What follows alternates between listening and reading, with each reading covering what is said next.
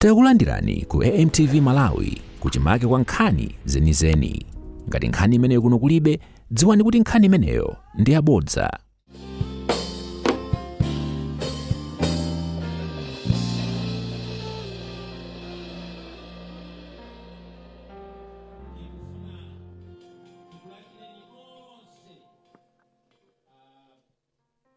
Olemekezeka ino Chief Secretary ndi Deputy Chief Secretary komanso Board Chair MPC ndi akuluakulu onse aboma amene muli pano ogwira ntchito ku MPC mwapadera azibusa zinzanga mwandikuta mwandichotsa chitonzo kubwera mwa unyinji hotere. Izizo zandivuta kwambiri. Kuganiza nthawi zina pagome pano opanda Brian ndi chinthu chopweteka kwambiri chimene ndikuyenera kuchita kuphunzira kuti I can be here on a Sunday opanda Brian. Ndakhalapo ndiye auza Madam Kathe kunena kuti ubusa lero apapa ndiye ubusa wandivuta chifukwa ndasweka kwambiri koma ndikungochita zinthu lero zimene Brian akanafuna kuti ndichite. Koma ndine munthu oti ndasweka chifukwa ndikuphatikiza. Brian anali ngati mwana wa nyumba basi. Ndipo munthu uti amene amakuimbira phone daily mwina for 7 years amene si munthu amasewera. Brian amandiimbira phone maka zinachitika 2020 zicha. Brian amandiimbira phone madzulo aliwonse ndipo mawu ake amangonena kuti tati tikuzondeni ndinene kuti ndili bwino. Komanso zaka before 2020 zaka zina 6 zimene ndakhala kulilonga makondo ndimakhala lokha kumeneko ndeti tikuzondani 9 koloko. Ndipo 9 koloko ikakwana ine ikafika 9:30 ndimanena kuti kodi nanga simukuyimba bwanji chifukwa chokuti amandiimbira. That's how much close I was to Brian Ndilinda. Sunday, pama Sunday 52 apa chaka. Ndifunatu ndikulankhula izinsana lalikire kuti mumvetse how close I was with Brian Ndilinda. Ma Sunday 52 apa chaka. Ma Sunday mwina 30 kapena 35. Madzulo aliwonse Linda amaphika kwawo. Amatuza kuti amaya squatu asikusapikidwe. Linda madzulo aliwonse amaphika. Ola anene ola sanene abweretsa zakudya kubwera nazo ku Mission House kuti tidye ndiye ticheze tipemphere tizichoka mwina 11 12 every Sunday. Koma moyo umene ujawo wakhanga tindalandidwa. Ndikapanda kunena zimene zilelo ndikhala munthu wolakwa ndosayamika. Ineyo pazovala zanga zizo zimene mavala tsiku lililonse olumene ndavalira lero lomwe. Zovala zanga zonse zimene mavala tsiku lililonse palibe chinthu chimene sizingatheke kuvala shirt, kuvala tie, kuvala jacket, kuvala sabat, kuvala socks popanda chimene Brian anandigulira. Brian always wanted the best for me. So kaya alikuti akapeza chinthu chabwino, I've got this over mwina 50 iziso. Koma zonse palibe chimene ndinagula ineyo. Brian would always say ndakugulirani tukena akamuvale kuntchito ineyo Brian. So Kathe wanena kuti supposed to think kuti Brian ali umumbo.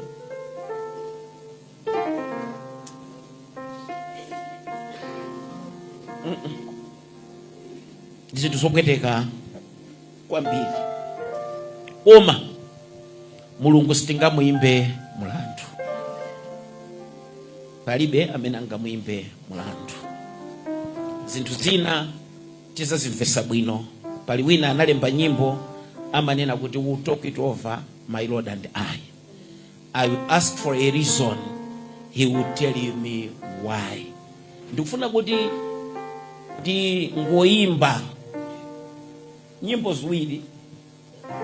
Sindiimba zonse ndimba mwina ina stanzas imodzi These are the songs I used to sing with Brian pagome pano. Lero mmene wabwereramu basi ndiimbe naye mmene wabwereramu lero.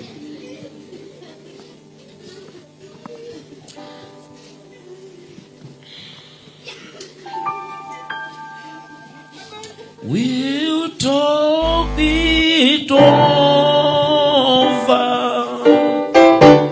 in the by and by. For shadows bends and my heart beats, I will not question healing this side of heaven.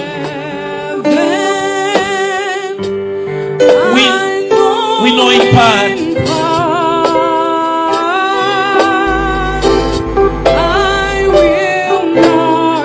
Out of questions.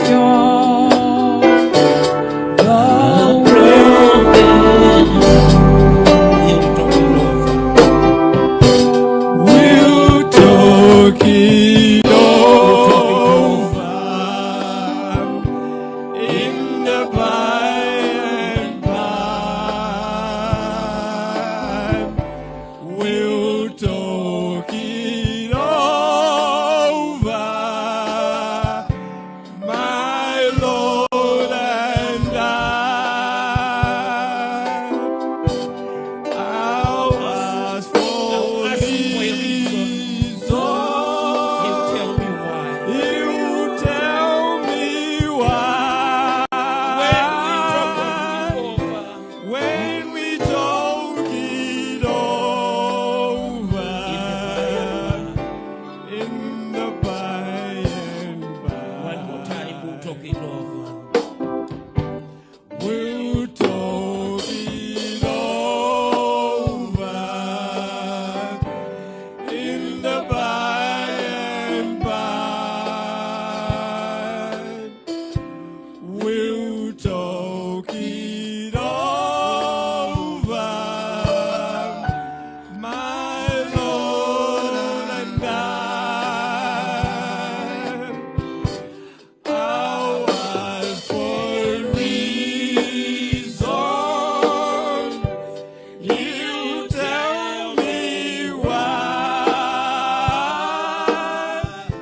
When we talk it over in the by and by. When we talk it over in the by and by. Yes, we will talk it over. When we talk it over in the by and by. Now I will sing hymn number 49 ya Chitsitsimutso. This song Brian knew it was my favorite because in this life moyo unaonda izini alipo anthu ena amene timayang'ana kukumana utsiku ndi tsiku kumaganiza kuti anthu awasadzaona ifa yanza. I never thought even a second kuti I will stand here pa ifa ya Brian. I used to give him instructions za ine maendeleo yanga. Linda knows I used to give him instructions. Ichi sikazalira usapange chonchi, ichi sikazalira usapange chonchi. I will understand it when we talk it over. So Brian knew hymn number 49 was my favorite, and always he would sing it for me. So today I will sing it for Brian. Andigonzela nyumba kumwamba umo zono ndikumba kumba kwangu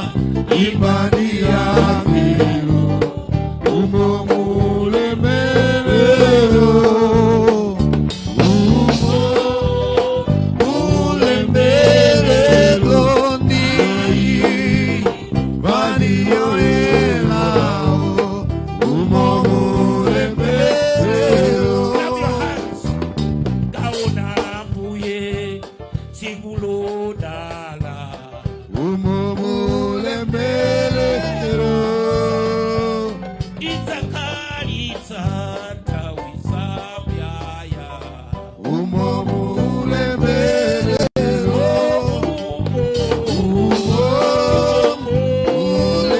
Umulemelero ndiza imbani yangelo Umulemelero Umulemelero nai bani oelao Umulemelero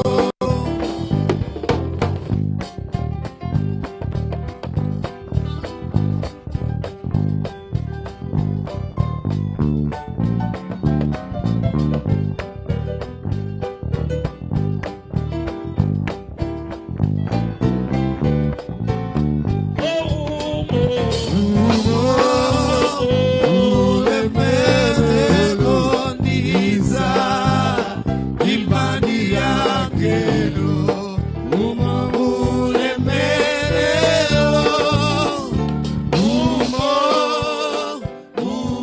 Umulemelero nai bani oelao Umulemelero Umulemelero ndiza imbani yangelo Umulemelero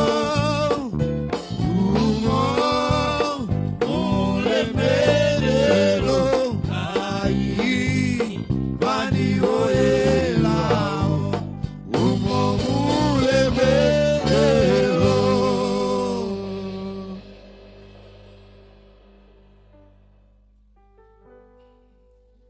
kaona mbuye tsiku lodala umo muulemerero ndidzayimba ndi angelo tsiku lina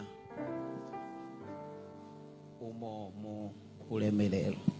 Ndifuna tiwerenge mawu a Mulungu kenaka ndilalikire then tikhala tikuyamba ulendo. I want to tell you something.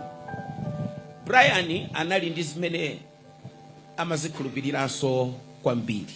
Amongst zimene amazikhulupirira kwambiri Brian ndi kuzifuna kwambiri was kuyimirira powerenga mawu. So ankanto zimene zimandikomera kwambiri kuti ngati mpingo tiziyimirira ndi kuwerenga mawu a Mulungu.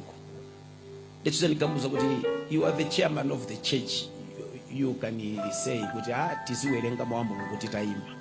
And kuchokera pamenepo we made it a tradition. Chokuti tiziwerenga mawu titayima as a matter of respect kwa Mulungu. So lero pamene ndikumperekeza Brian ndikufuna ndikupempheninso nonse kuti tiyimirire kuti tiwerenge mawu a Mulungu.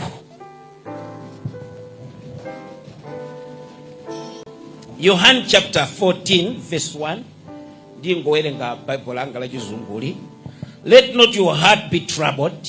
You believe in God, believe also in me. In my Father's house are many mansions.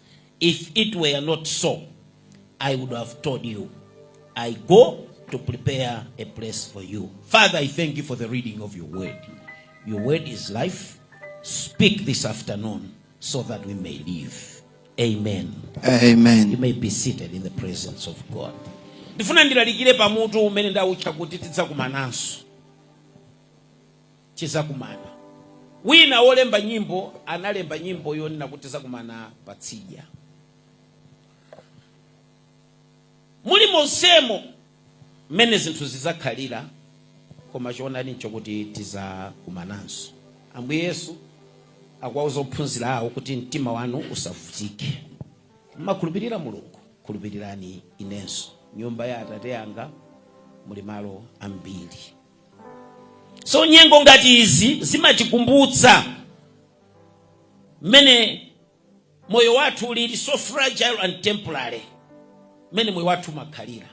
Kuteleku machokedwe athu apansi pano ndi omwewa tonsefe palibe amene akuponya mayendedwe awawa. So ululu of separation is real. Ndifike nthawi zina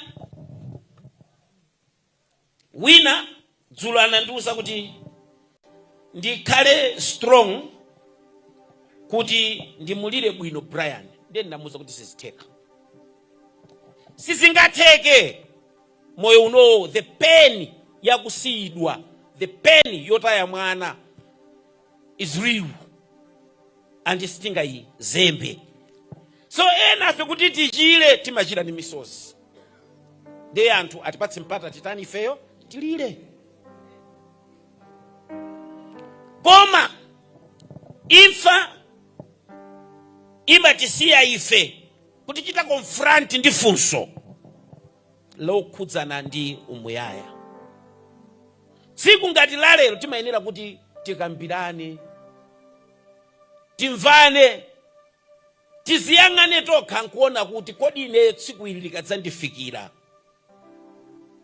ndidzakakhala kuti umuyaya wanga. Chifukwa tsiku lililonse belu lofuna wina likumalirabe.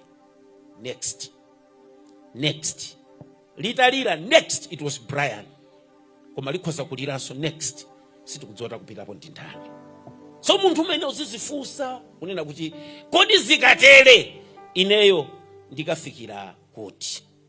So mkatikati mwa zowawa mawu a Mulungu amatilankhula mtendere. Yesu polankhula ndi ophunzira ake manga ndimene tawerengera, ataona kuti akusiyana nawo ophunzira, anawawuza kuti mtima wanu usavutike.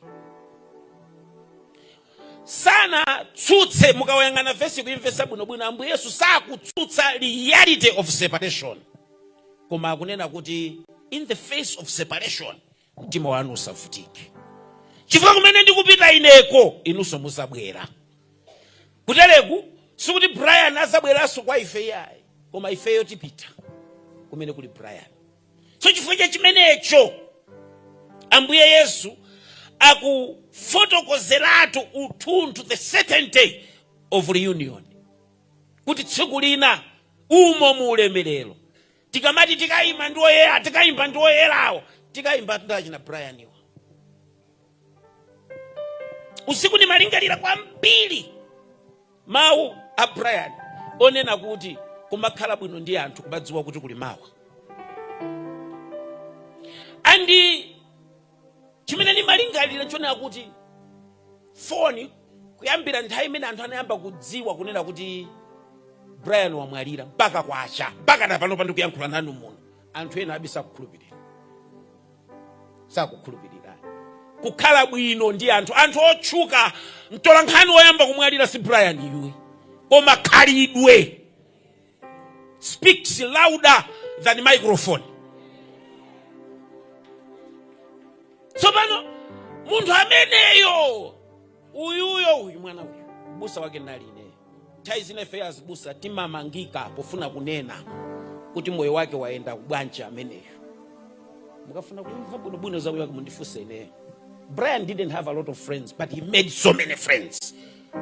Koma anapanga abwenza mbiri pa dziko pano, koma anali munthu wosunga ubale, amadziwa tsiku la mawa. So nena ni mwinditi zolowezi tina timene maona ngati kutchuka, chifukwa wachuka sungafune anthu. Ndangobwera ndikuthandizeni maganizo lero, kumakhala bwino ndi anthu mawa limatani kodi. So tasonkhana lero pano not only to moon, koma ano kunena kuti timangirire miyo yathu iyi on divine assurance, kuti tsiku lina moyo uzatha, kaya mapemphera, kaya supemphera, kaya ni mfiti, kaya ndi satana, kaya madya magalimoto munthuyo, koma tsiku ililo limatani basi udzikonzekera kuti tsiku ili likafika moyo wanga uyenda bwanji. Fandezina zinthu zikumazimvesa bwino. Tsiku lidzafika limene adzanene ampingo pitirizani ntchito yanu. Ndiye ife timaziwa kupitiriza. So lonjezano la Mulungu malingana ndi mawu amene tawerengawa akutithandiza to transform grief into hope. sorrow into expectation. Kuteko ngati Brian timankonda kwa mbili, ife tingoyang'ana moyo wathu. Uyang'ana moyo wathu, consider your ways, kuyang'ana njira zathu. Chifukwa Brian sikuti watitayikiratu kwa thunthu. Tikaenda bwino tizakumana naye umo muulemerero. So ndinena zinthu zingapo kenaka nimaliza. Choyambirira, pali lonjezano la malo okonzedweratu. Amene ali Yesu amayenera adzidziwa kuti tsiku lilonse timayenda with a promise of a prepared place. Ya malo okonzedweratu basi. Kuti kwine mwini malo okonzedweratu. Zizo zimene mmapanga pasi pano muli nawo malo okonzedweratu. So Ambuye akutsimikizira anthu kunena kuti kumwamba is not just imaginary. Tikamanena kuti kumwamba kukanakhala kuti kumwamba kuja ndikonama, imfa yakanayipezera mankhwala bwezi itasiya. Koma mene imfa imayenderamu is a reality kuti there is a prepared place somewhere, ndipo tsiku lina tizapita. Koma tithokoze pali njira ziwiri. Ena akakhala moyo wawo wonse ku Gahena, kumene kuzakhala kulira ndi kukukuta mano. Akanakhala Gahena kulibe, bwezi imfa kulibe. Kanakhala kumwamba kulibe, bwezi imfa kulibe. So Ambuye Yesu anatikonzera ife malo, tikachoka pano tipita ku mzinda umenewo. Ndipo mlenga nimene tawerengera verse la 2. Malo amenewo Yesu anakonzeratu. Chifamene amanyamuka polankhula pa amene ndikupita kukonzerani inu malo. So muli nawo malo abwino amene kulibe kulira, amene kulibe chisoni. Balena akamayimba nyimbo, anayimba nyimbo amanena kuti akapumule kulira, akapumule chisoni, akapumule. Moyo uno ndiosautsa kwambiri abale anga. Makamaka ukakhala nawo opanda nawo Yesu, ukakhala nawo moyowo opanda nawo chiyembekezo. So ifeyo Brian tizakumana na Yesu kuja palibe usiku opanda mamawa, tizakumana naye. Malo amenewo malingana ndi 2 Korinto chapter 5 verse 1 tizakhala ndi Ambuye ku nthawi zonse. Ndipo malo amenewo kulibenso matenda, kulibenso kugona mchipatala, kulibenso zopweteka zina zili zonse. Ndipo ifeyo tiziyang'ana mzinda umenewo, chifukwa ndi mzinda umene Brian anawukhulupirira. Brian, chinthu china chimene nachiona chachikulu kwambiri, Brian analibe jealousy ndi anzake. He was heavenly minded. Analibe jealous ndi munthu, amakonda anthu. Ndipo service ikatha, fazina zindizineneratu. Service ikatha nchali chimono. Brian akatuluka panjapo, amayesesa kuonana ndi anthu ena ndisachule ndi asungire ulemu. Amene Sunday lililonse amabwera okonzeka kunena kuti iyayi tikamabwera ku church tibwera bwino. Fatima 500 tisamavuta kupulumusa yake. Akakhala panjapo kufumbatisa ka 500 kufumbatisa. Brian amaenda ni mapasero azovala mu galimoto zovala.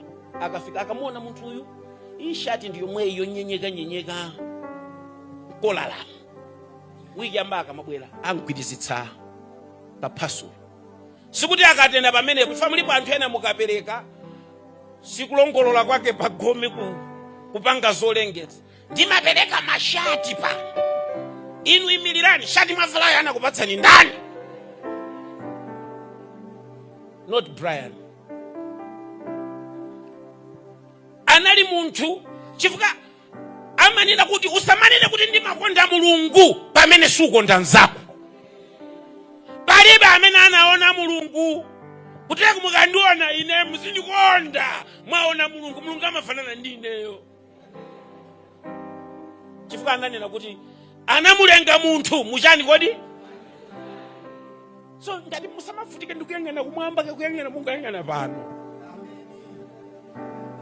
So Brian amamvetsa zimene munthu kaya ndosauka, ndosaphunzira, ndosadziwika, and intentionally amadabwa because Brian was blessed, amakhala wodalitsika chifukwa chokuti amachita mawu. Ndiye inunso lero ndifuna muphunzire chifukwa tikamanena kuti tidzakumananso tikuyenera tivomere kunena kuti tsiku lina tizachoka. Machokedwe apansi pano ndiosiya ena akulira basi. Kutereku dziko linolo ndilomvesa chisoni limene timafunsana kuti mwadzuka bwanji anthu mwagona nonse m'nyumbamo chifukwa chokhalira kukayikirana basi. Mwadzuka bwanji abambo, mwadzuka bwanji abambo, wakayikira munthu wagona naye patipo koma kukacha kumukayikira. Koma dziko lilipo lina tsiku lina limene sitidzakayikirana naye. So pomalingalira za tsiku limene lolo ifeyo tosefe tizikonzanso moyo. China chimene ndikufuna kuti tichimvetse is the assurance of a certain return. Ambuye Yesu tsiku lina adzabwera olache ngati inu simupita akupezererani patipo kodi kompa ndi muzichita zinthu zanu mosamala. Chifukwa kukhala lero nthawi zina ndi makhoza kungosankha kungonena kuti ilakwe. Anthu ena amakhalabe moyo wokhala ngati kuti dzikoli ndilawo, akuti amapanga zimene amatani chifukwa mkazi ndi wawo, ana ndi awo, galimoto ndi yawo, nyumba ndi yawo. I've got good news for you, moyo si wako.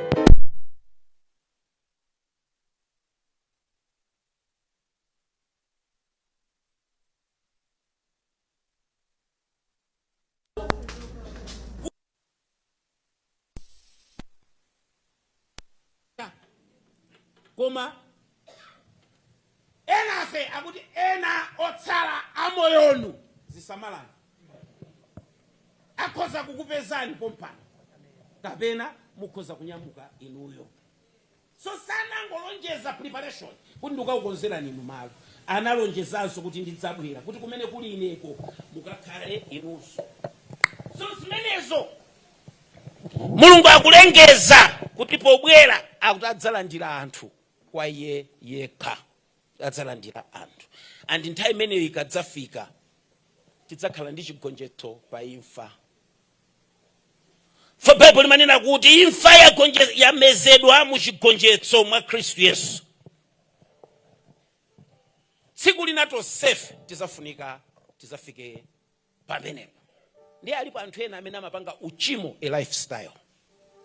Ndabwera kuzakuwuzani kuti ayi sinthani makhalidwe. Chachitatu,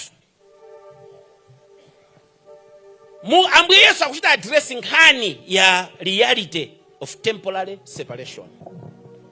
Kutereku cholimbitsa mtima ndicho nditsogolera ndicho kuti tsiku lina kumene kwapita Brianiko nafeso tizakumana naye mu ulemerero. Ndipo tikazakumana naye kumene koko masiku ano kunachuluka zinthu za chisawawa kwambiri. Kunachuluka zinthu za chisawawa. Munthu amakhoza kukhala ndi phone ya 700,000 koma akusowa Bible la 20,000 afuna Bible lo munthu wina ampatsera ulere. Ali serious ni moyo wake amene? Chiza tikamayenda museumu abusa muli maBible mmenemo. Ine simapasa ndi Bible ukapatsa samawerenga. Ukatero akufuna phone atali pa TikTok. Ndengati kumwamba udzakwera TikTok yo yenderani ndiyo. So kupwetekedwa chifukwa chakusiyidwa ndi zinthu zenizeni. It's real koma it's not permanent. Ndifo chake tikaliralira timakhala ndi chiyembekezo.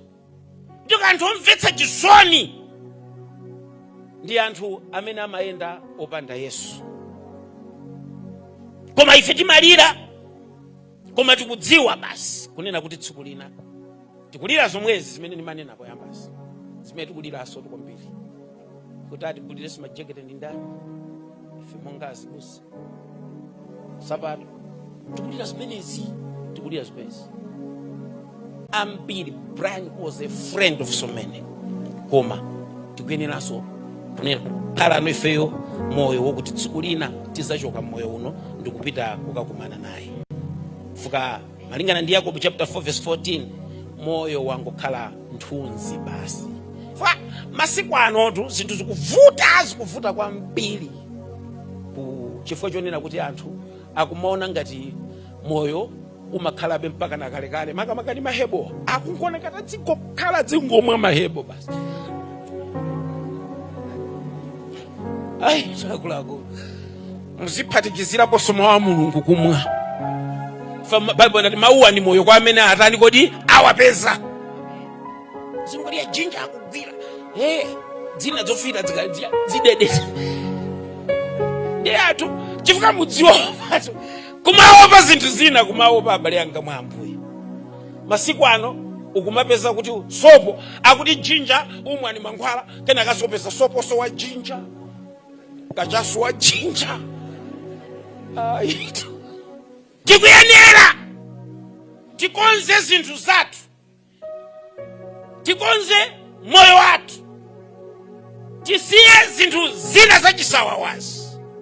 Ndikunena kuti Ambuye ndikudziwa if you care more about abale anu amene anatsogola inuyo muzikonza zinthu. Ndimakonda kuwauza anthu kuti ineyo I would rather olo munthu ina atandiuza kumafantwe fika mpena amakhaziwezo ipa amandimika ngati ine akuti andiuze kuti kumwamba kulibe, kuti simuzapita kumwamba tisakhala patipo pompa. Amwene ine ndilibe nazo ntchito, ndibwino ndizikhala moyo wanga wachiyero ngati kumwamba kulipo. Ndikadzaka peza kulibe sinzadandaula, kusiyana kumakhala ngati kumwamba kulibe ukadzaka kupeza uzakhaula.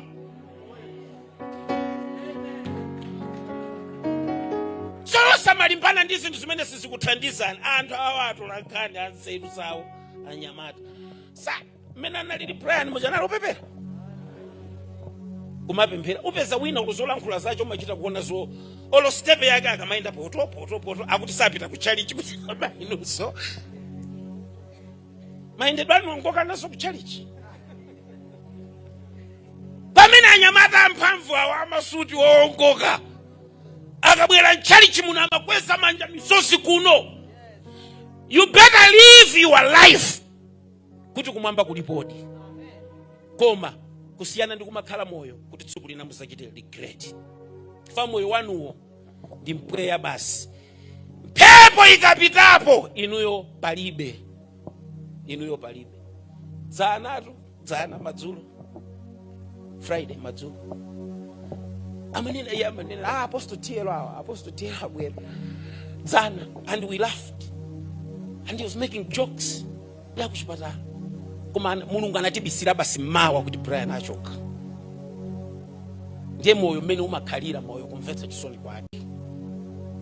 So inuyo pano mukungodutsa, koma chofunika kwambiri Bible nena kuti ngati tikhale moyo tikhala chifukwa cha Khristu, koma kuchoka mthupi ndikukakhala na Ambuye.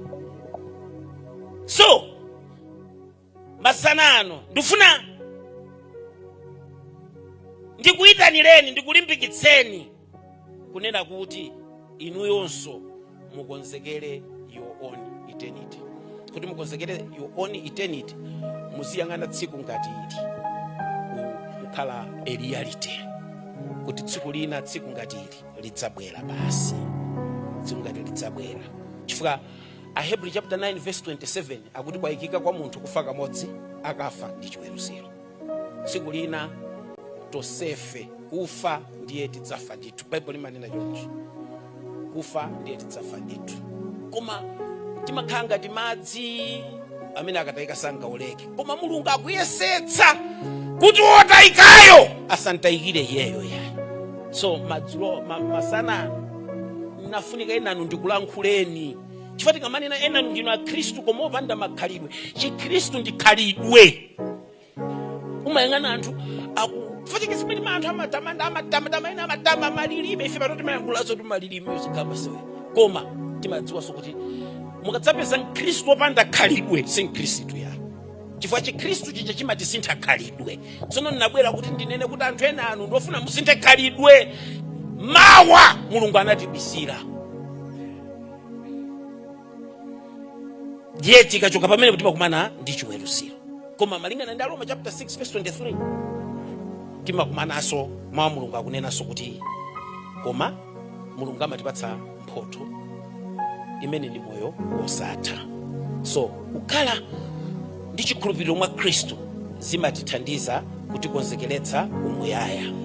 Munthu wina wochimwa timamuti wakuba pa mtanda pache, amene uja ndindidzero analankhula zinthu zake, koma nzake wina anayankhula kunena kuti mundikumbukire lero ndipanda namuso kuti usiku omwe uno uzakhala ndi ine ku paradise.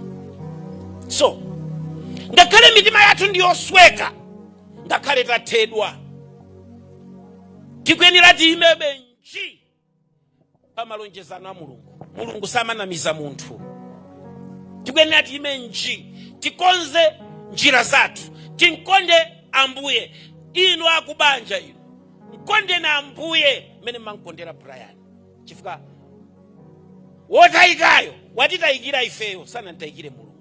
Ife tikalimba mtima tikayenda ndi mulungu, tsiku lina tikadzalowa mu ulemerero, tikayimba ndi angelo, tikayimba ndi oyera ake achina Brian yo tsiku limenelo.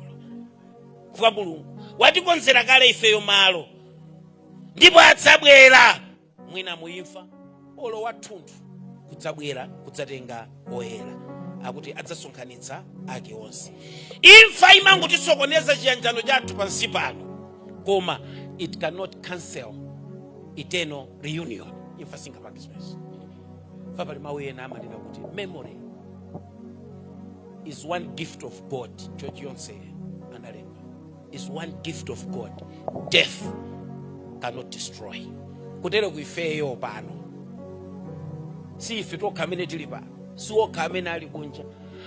Ngati mwatsatira zotsatira za masamba mchezo, anthu aponya kwambiri zimene Brian amanena, ndipo nthawi zina umaganiza kuti Madamu Kafewa akhoza kungolemba no buku no basi la zinthu zimene zichi, chifukwa kuti chimene tikufuna kuti Brian asazachoke m'mitima yathuyi, Brian asazachoke m'mitima ya anthu adzadziwe tsiku lina kuti once upon a time there lived a man, there lived a journalist by the name of Brian Banda.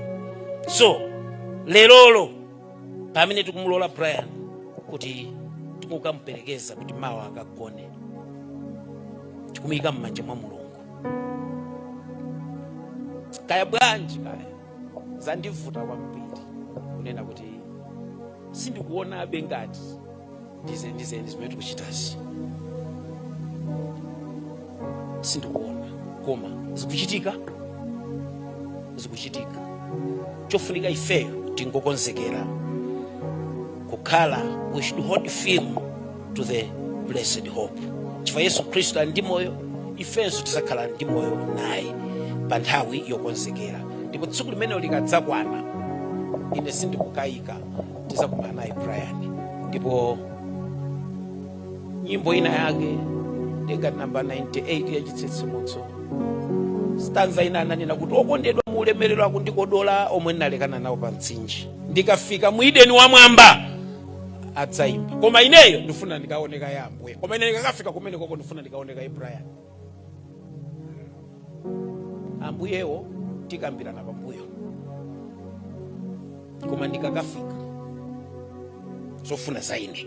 Fa kungolowa kumene koko palibe kundibweza, andibweza kuti achifanyire mafuta Brian ali kuti ndiye andibweza.